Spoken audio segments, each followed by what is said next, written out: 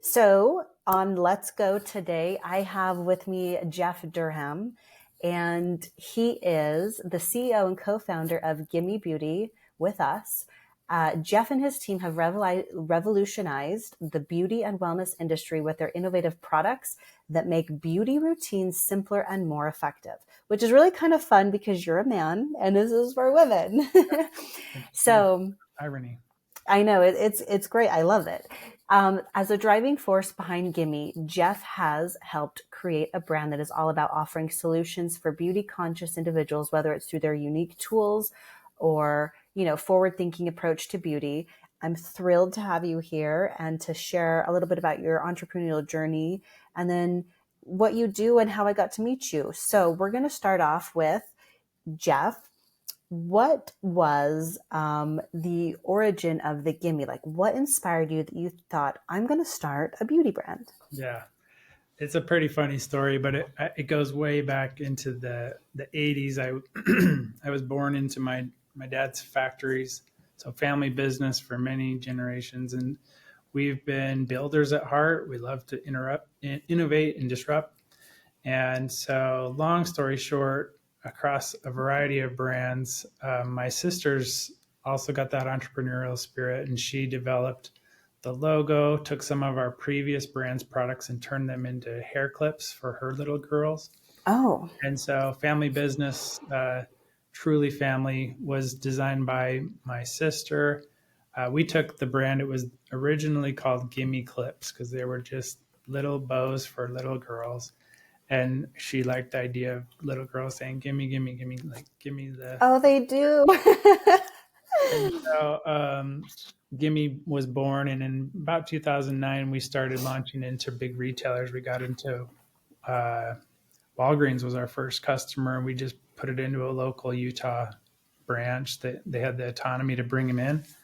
Became a top 10 item, and so then we ran it up the flagpole and took it to national headquarters, and Domino's started to fall. Then we got Target, then Walmart, then Kroger, CVS, Walgreens. So, long story short, started by family. And today I continue to work with my brother.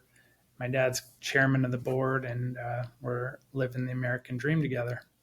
So this idea that stemmed from something super simple now has become a family business and you get to cultivate it with your family. Yeah, That's amazing. yeah, so fun.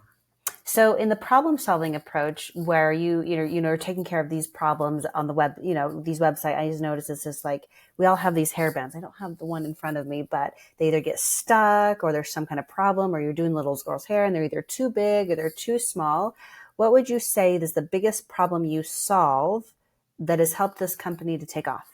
Yeah, this is going to sound really funny, but we spent like 5 years perfecting the hair tie, the You hair tie really? ponytail holder.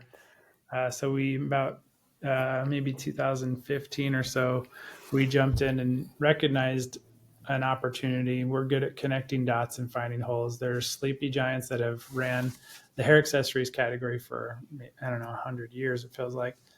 And we came in and said, this is the holy grail. This is an item that everyone can use. Everyone has many in their household, and they get lost every 5 minutes. So, Oh, I think I do one a day. yeah, at least every parking lot you go into, just start looking for hair ties. Yeah. You'll see we've found something that's very consumable. So we spent those years perfecting it, and it's the little details that matter. So instead of having one hair tie that is the standard is a hair tie that's glued at some point, it's a circle that's glued at some point to make it a circle. We instead invented the hair tie that is seamless. It's sewn in a circle, so it doesn't have a break point. We took it to a lab. It can withstand 70 pounds of pressure, No tension, kidding. whereas the standard is 7 pounds. So when you're at a dance recital and your daughter's like pulling her ponytail out and it pops, and you're Oh like, yeah, and you have to tie it, and then you have to figure out. I mean, I don't have a daughter, but that happens to me all the time, yeah, right?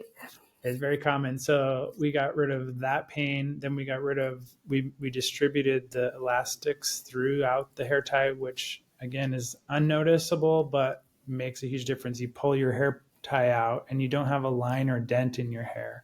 It doesn't break No your creases. flyaways that kind of fall at your ponytail length, because the hair tie is no longer breaking your hair. And so all those hundreds of things over 5 years, we patented. We put a logo on the band, which we also patented. This is even crazier, but we patented putting an elastic on your wrist. I mean, we patented it to that. I do it all the time. This is an elastic, but usually I have one and then it like cuts the circulation off. So how do you patent that? I don't know. To be honest, I think it's almost laughable, but we just have patented every I angle love we can it. get. So then when you have something locked up, you roll it out, and we're now in 25,000 stores with something that is very defendable, and but also high value to the consumer. They're delighted by the difference, and they'll pay a little bit more for our invention. So it's pretty rewarding to see the response. Yeah, that's amazing. Has your wife been with you the entire time of this journey, or did she come in later? Yeah, so yeah, definitely. We were married well before we started this brand, and she's been involved as kind of a tester and influence to the brand. But we have 6 kids that keep her pretty busy. Oh But she goodness, right? two She's daughters, 4 boys. superwoman. Yeah, and it's true. She is superwoman, and she is my wife for doing all this. This is our dream, and we tag team in our own ways, but definitely has been my, I guess, support and my purpose. So family is really key to what we're doing here. In our conversation formally, I did notice you had mentioned a few key things that I think not just stand out as you as a person, but it feels like you put that out in your brand. You wanted to share your story about entrepreneurship and what it's like to show up as a husband in the way that you do for your wife, and your message around that. Would you care to share some of like what motivates you to be that kind of a person? Yeah, I mean, it comes back to an experience I had. It's coming up on a little over a year ago. So I had built this brand for close to 20 years, but at some point I woke up and said, I don't know if I was bored or lost or aimless. Just I didn't have enough purpose to get up every day and say, yeah, we're thriving. I think at that point we were even saying we sold a Gimme product every 6 seconds. That's how much traction we had. Wow. But I was still felt empty. And you scratch your head and say, well, according to the world, it looks like you have everything you could dream for. You've got a great family, business, but there just wasn't enough purpose in it for me. And I guess I'm built to dream big and to have high impact. So long story short, I spent a series of weeks just in self-reflection. And I recognized through talking with my wife and hearing her sense of, I wouldn't say maybe defeat, but just struggle with looking back at history and seeing that women had a hard go at it. They didn't have access to things. They couldn't vote. They're usually given to men to be married or whatever. It was just really The their marriage is like a paper. They couldn't own property. right. Right. I could go on for hours about the sad differences and inequality. So I took that to heart. At some point, that resonated deeply with me and said, I've got 2 daughters. My wife has mentioned this pain. And then I started to interact with women that it just didn't take very long for me to see. I just mentioned some of those pain points, and you could just see the emotions rise to the surface, like, wait, you care about that and you're willing to be an ally. And the biggest shock was probably that it came to women as such a surprise that a man was so willing to do this. But regardless of me or my mission, the mission became bigger than me and my brand. And I just personally made a commitment to my wife and daughters that if I was going to use my platform to do good, it was going to be related to female empowerment. And so about 2 weeks ago, we launched our social impact program, where over the next 3 years, we will unlock potential in 100,000 women in 5 years. And we're well in our journey, but we have a really cool and exciting plan to share to bring about this change. So, and people like you are symbols of what we're doing, trying to help brand builders. And so I'm just grateful for the opportunity to lift one day at a time. I don't know how you can't hear that and just want to be part of it or support it in some way. I think the old school stigma, as you said, and we've been the evolution from houses to marriage to voting.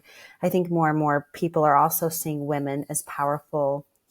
I want to reframe that as smart CEOs, because a woman is a CEO of the household. She's running the food plan, the driving plan, she's the medical plan, she's everything. And when you marry someone who's a full-time stay-at-home wife, is what I'm guessing, she also manages the household finances most of the time too. So that's similar to what you're doing in an actual company, right? A CEO is the innovator, bringing and taking of clients in, business plans, business meetings. It's really quite interesting. And at the heart of that, you guys still, at the end of the day, what I loved hearing in our other conversations, you come together, and how can you show up for your wife? Like, she's showing up for you so you can do all of these things. And in turn, you wanted to find a more fulfilling way outside your business. So now you are supporting women's brands and you are making connections and you're doing this. What does that path look like for, what you're looking for in these kind of women? Is there a certain brand? Is there a certain company? Like, is there something specific you look for when you make a decision to do that? Yeah. I'm going to point people to probably my Substack articles. I've started a kind of a blog, and it's called The Point because it's about asking what's the point in life, and also how can I point you to things that will make you find your intention sooner. But I read a couple of articles that are relevant to your question here, where we talk about who's one of the last one was about who do you invite to your campfire, Right. and it's about I don't want to exclude anybody. In fact, I through this intention cycle, I've identified that I actually prefer the people on the furthest fringe because they're the ones that have the smallest voice. Women are a big part of that, but it's also, people of ethnicity, people of hardship, low on the prosperity spectrum that just need a hand. So my commitment is to rally around those that feel like they have the most obstacles and are most challenged. So not to say that if I had a really successful female founder that was already crushing it, I wouldn't offer support. But what I want to do is reach out to those on the fringe, rally those together, and bring those that are successful to come with me on the mission to lift, because they're already doing what they are dreaming of doing. And so our Gimme Beauty social impact unlocking potential campaign is designed to be a cycle. So if you start and get your essentials, then you get your education, then you get your opportunity and career. At the end, you reach what we call Gimme the World, where you then pay it forward to the next Wow. attention seeker. And I just want this mission to perpetuate beyond me. And so growing this sisterhood, growing a community of women that say, I see what you represent, and if you'll let me in, I will lift with you, or I need this so that I can be prepared to lift. But the greater mission is to create people that will lift with us, and it will go beyond our own mission. What would you say to some of these old school mindsets that some of these men might have, when they might be a little misogynist, or, think that women don't have a place in business? Yeah, it would be more of an invitation to believe in a higher way. I don't necessarily have any intention to call people out or to be negative. I think it's just an opportunity for us to model as a brand and as men to say there's a higher way to treat people. There's, equity and pay across our business, hiring women and putting them in key positions. One of our highest paid positions right now is held by our VP of operations, and it's a female, and she's extremely capable. She's changed our business. So I would say give them a shot. I would say let them prove themselves, but don't discount them, and don't, treat a role and pay it according to the function. Don't necessarily look at gender.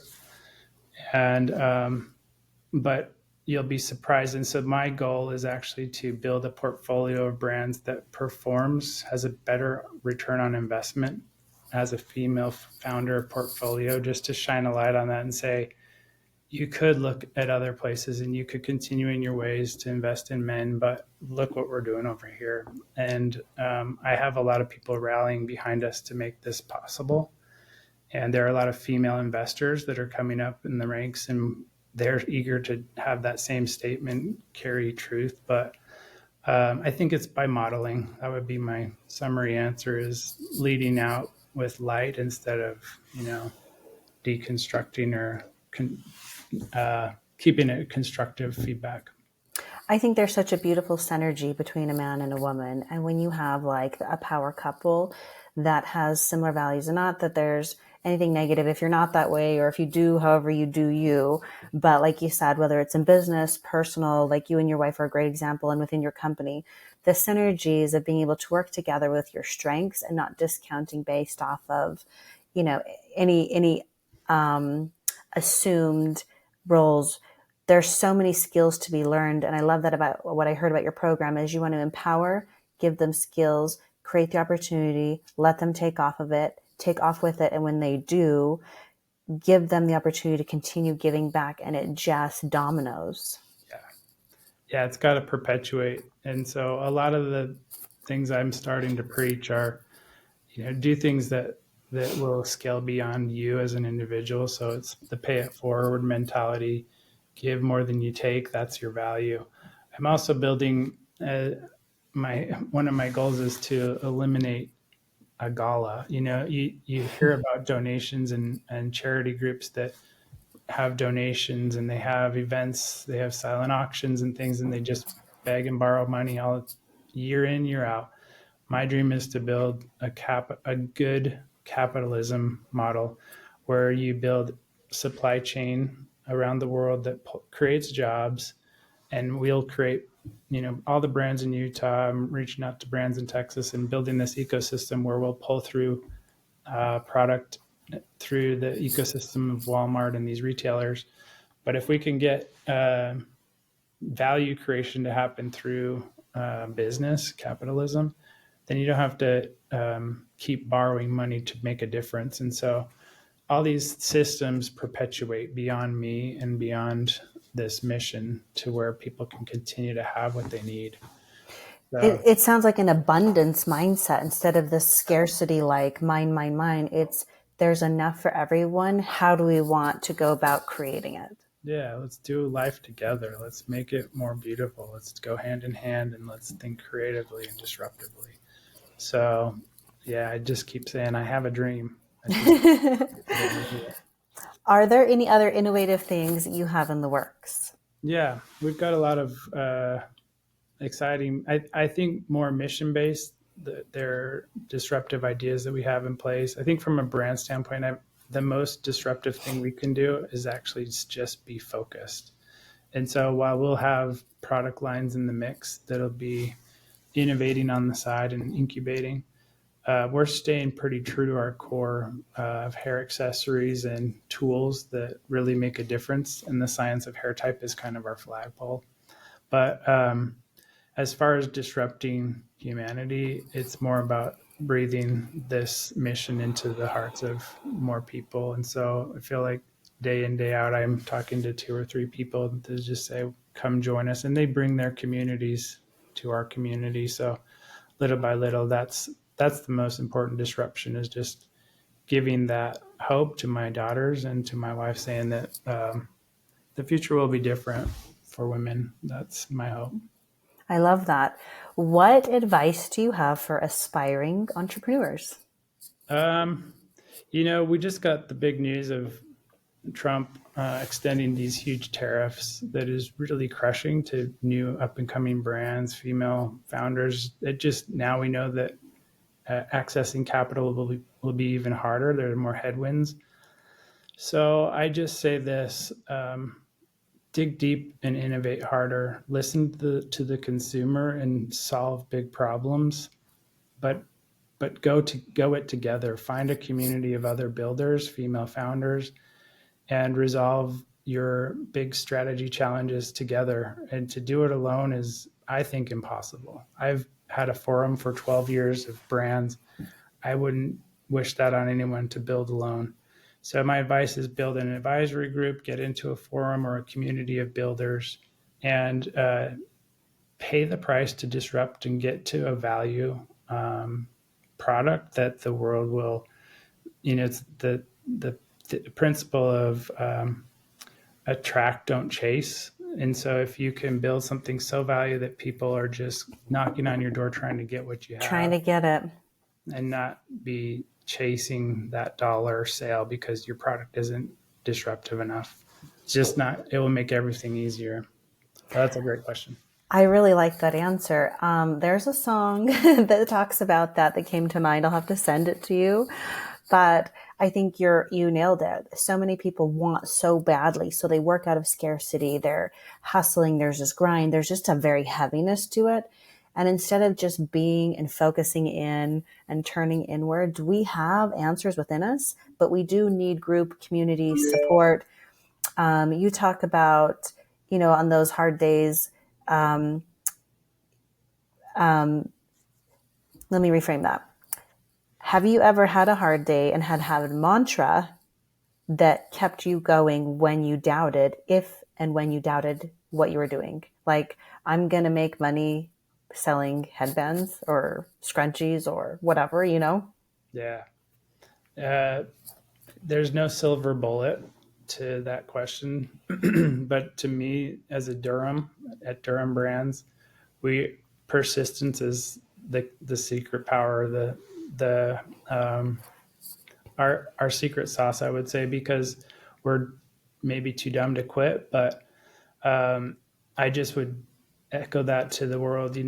We're all imposters. We all feel like imposters, and you got to fake it till you make it. But if you can find your core intention, like find what you're uniquely capable of becoming, and you just hold on to that and show up day after day after day after day, it really matters that you get to clarity. If you don't know what you're uniquely capable of doing, you're going to flounder in that imposter syndrome, and doubt will creep in and win. So find who you are, own it, and show up day after day. Do you have any advice or resources you'd recommend where people can kind of find guidance on how to do that? I know you said you want to offer that in your programs, but where can they find these resources? Yeah, I would say, because I've developed more of like a book of resources, there's not one place, but if you follow me on LinkedIn and send a DM, give me a little bit of a scenario of what your goals are and dreams are, and I'll connect you with great resources. But there are a lot of great resources, and they're getting better every day. So connect, and I'll help as often as I can. Jeff, thank you so much for joining me on Let's Go today. Before we end our conversation, is there anything else you'd like to share with our audience that you think is important for them to know about entrepreneurship? And of course, the Gimme brand. Yeah, I could say go shop us on, across the distribution channels, Target, Walmart, all of our major retailers, and enjoy the disruptive nature of it. But as a human, I just end on the note of kindness matters. Show up and be kind. And Bonnie, you're a good person. I appreciate you connecting and doing this interview. I'd love to just help you reach your dreams. There's a lot of again, doubt in the world, but we can do this. We can do hard things, and I'm excited to rally with you. Thank you. I really appreciate that at the timing of our conversation, and I might get emotional. See, there it goes. The brand I shared with you is about my boys and showing up every day how I can for them as a mom. Energy, focus. They depend on me, right? To be their emotional support, to be their guide. I mean, they've got lots of people around, but nobody can mistake. You always need your mom in your life, right? That grounding source. I mean, you need your dad too, but it's different. Yeah. And I think going through my life story, not having those solid figures, I made a decision early on that I would be the mom I didn't have, and I put in the work. So my brand, really, I shared with you, is kind of like what you wanted to do, what you're doing for women. You want to empower them. You want to make sure it's capable. I want to show my boys that if they have dreams, you go chase them. If it's the NFL, let's go. Let's do this, right? When my former husband started his business. He had doubt. I'm 9 months pregnant and we have no insurance. I'm going to birth this child naturally. I was totally cool with that. And I said, let's do this. Let's build this. Let's go. Late nights, early mornings, working several jobs. And so for me, it's kind of like, I love hearing the kind of support you are, because it really does create a synergy when you can have two people work together that way, right? And so for me, I want to inspire them to keep being strong young men, supportive. And the biggest thing is in touch with their emotions. Yeah. What we feel in our heart goes to our head. And if we live in that heart, we really can change the world. So That's amazing. And you're doing it. I'm sure they're proud of their mom. And I just will, again, end on this note. I think people need to hear this, that one, I see you. I see the pain of being a mom and being I'm a dad of, 6 beautiful kids. But I see you, I see the pain, I see the goal you have. And I just say, I believe in you. I believe you can do it. And I believe your boys believe in you. And we'll just keep showing up together. And I love it. I love it.